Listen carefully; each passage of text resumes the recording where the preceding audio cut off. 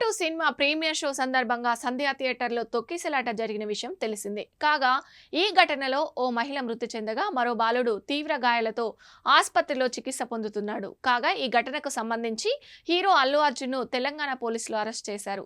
అయితే హీరోని అరెస్ట్ చేయడంతో పోలీసులు తెలంగాణ సీఎంకు వ్యతిరేకంగా బన్నీ ఫ్యాన్స్ సోషల్ మీడియాలో పోస్టులు పెట్టారు. కాగా ఇలాంటి పోస్టులపై నిఘా పెట్టిన తెలంగాణ పోలీసులు తాజాగా కాంగ్రెస్ సహా ఇతరులు చేసిన ఫిర్యాదులపై స్పందిస్తూ పలువురు అభిమానులపై కేసు నమోదు చేసినట్లు తెలుస్తుంది. ఇందులో భాగంగా కీలకంగా వ్యవహరించిన పలువురు బన్నీ అభిమానులకు పోలీసులు నోటీసులు జారీ చేశారు. ఈ వ్యవహారంతో ఒక్కసారిగా అల్లు అర్జున్ అభిమానుల్లో భయాందోళనలు మొదలయ్యాయి. దీంతో తాము ప్రభుత్వానికి పోలీసులకు వ్యతిరేకంగా పెట్టిన పోస్టులను ఆగమేఘాల మీద డిలీట్ చేస్తున్నట్టు తెలుస్తుంది.